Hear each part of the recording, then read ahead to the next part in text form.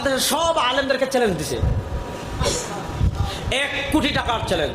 একজন তো সংসদে দাঁড়িয়ে বলেছে আমি বুখারী পড়েছি, 86টা মিশকাত পড়েছি। বুঝছেন, আমি 86টা কি পড়েছি?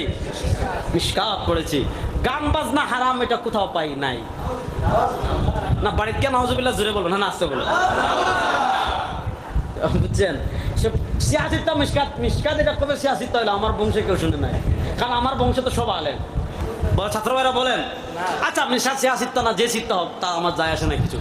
প্রশ্ন হলো, বাংলাদেশের এক বাউল চ্যালেঞ্জ দিয়েছে কি জানেন? যে বাংলাদেশের সব আলেমদেরকে 1 কোটি টাকা দিব। কেন? তুই তো টাকা কই পাইলি? 1 কোটি টাকা কি কম? কেন? যে তারা কোরআন থেকে দেখাবে আল গিনা হারাম, যে কোরআনের কোথাও এই শব্দ আল গিনা হারাম, গান বাজনা এগুলো হারাম, এই আল গিনা হারাম এটা কোরআনের কোথাও নেই। নাই তো, এই আল গিনা হারাম এই শব্দ কি কোরআনে আছে? নাই। তাহলে উল্টা বলেন, ঠিক আছে, এখন পাল্টা প্রশ্ন, যে ঠিক আছে আল গিনা হারাম এটা কোরআনের কোথাও নাই, সুতরাং কি গান বাজনা কি হালাল? ঠিক আছে, তোমার যুক্তি। এবার তাকে প্রশ্ন করেন, মানুষের গু খাওয়া হারাম দেখে কোরআনের কোথায় আছে? মানুষের গু খাওয়া এটা কোরআনের কোথায় আছে? যে যুক্তিতে তুমি গান বাজনাকে হারাম করতে চাচ্ছ, এই একই যুক্তিতে তুমি পায়খানা হালাল করে যদি খাইতে পারো, বুঝবো খাজা বাবার একদম মার ঠিক আছে। আর যদি পায়খানা হালাল করে খাইতে না পারে, বুঝবেন এটা হচ্ছে ভণ্ড বদমাশ, আল্লাহর জমিনে আরেকটাও নয়। এরকম বদমাশ আমাদের সমাজে আছে না নাই? 4-5 দিন আগে একজন আমাদের দেশে মানে ভণ্ড আছে, তার বক্তব্য শুনলাম। সে ওই যে বিভিন্ন জায়গায় অনেকে মাজার ভাঙ্গাভাঙ্গি করছে, তো তাকে প্রশ্ন করেছে সাংবাদিকরা যে মাজারে তো অনৈতিক কাজ হয়, গাঁজা খায়, গাঁজা খাওয়া হয়। তো সে বলছে, কি বলছে জানেন?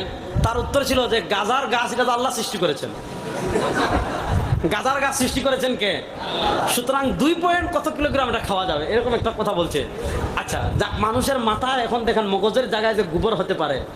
আচ্ছা, তার প্রশ্ন হলো গাজার গাছ এটা সৃষ্টি করেছেন আল্লাহ, সুতরাং খাইতে সমস্যা কি? গরুর গোবর সৃষ্টি করেছেন কে? আল্লাহ। দুনিয়ার কোন বেড়া আছে গরুর গোবর সৃষ্টি করতে পারবে? তার সামনে সুন্দর করে গরুর গোবরের স্যুপ বানিয়ে নিয়ে যাবেন, অথবা ছোট বাচ্চার পায়খানা দিয়ে স্যুপ বানিয়ে নিয়ে যাবেন, যে এটা তো দুনিয়ার কেউ গোবর টুবর এগুলো তো কেউ সৃষ্টি করে নাই, আল্লাহ সৃষ্টি করেছেন, দেখে একটু গোবর খাওয়া তো দেখি। মানে মানুষের মাথা কোথায় গিয়েছে আজকে চিন্তা করেন। আচ্ছা বলেন, যে কাজটা করলে আল্লাহর আযাব আসে এটা হালাল না হারাম?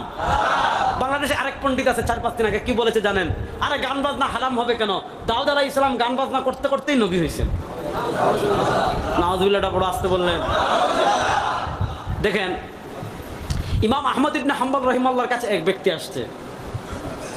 না, সুন্দর করে বুঝাই আগে। ইমাম আহমদ ইবনে হাম্বল রাহিমাহুল্লাহর সুহবতে এক ব্যক্তি থাকতো, বুঝছেন? আপনি কি টিস্যু দেওয়ার দায়িত্ব নিয়েছেন নাকি? ইমাম আহমদ ইবনে, আপনারা বিরক্ত হচ্ছেন? আমি শেষ করে দিচ্ছি, মাত্র 6 মিনিট সময় আছে আমার।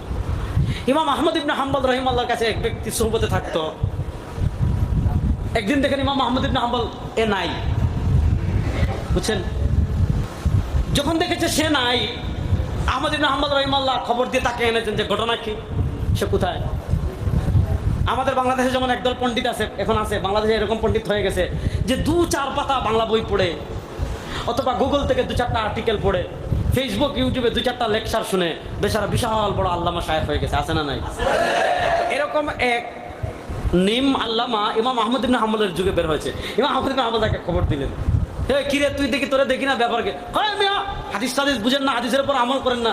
আহমদ ইবনে হাম্বল কাহিনী কি? কয় মেয়ে আপনাদের তো নামাজই হয় নাই, এতদিন ভিতরের নামাজ পড়েন হয় নাই, এখন তুই কি করস? যে আমি যখনই ইস্তিনজা করি তারপরে ভিতরের নামাজ পড়ি, কারণ হাদিস আছে ইজাস্তানজা আওতারা, রাসূলুল্লাহ যখন ইস্তিনজা করতেন তখন ভিতর করতেন। এই আওতারা মানে সে বুঝছে যখন ইস্তিনজা করতেন তখন কি করতেন? ভিতরের নামাজ পড়তেন। এখন দেখা গেল সে যখনই বাথরুম থেকে টয়লেট থেকে বের হয় কি করে? ভিতরের নামাজ পড়ে। আসলে হলে যখন ইস্তিনজা করতেন আওতারা মানে বেজুর করতেন, অর্থাৎ ইস্তিনজা 3টা-5টা ঢিলা ব্যবহার করতেন। এখন দেখেন নিজে নিজে হাদিস গবেষণা করে কোন জায়গার হাদিস কোন জায়গায় নিয়ে গেছে। এরকম কিছু পণ্ডিত আমাদের সমাজে আছে না নাই? কথা বলে না কেন, আছে না নাই?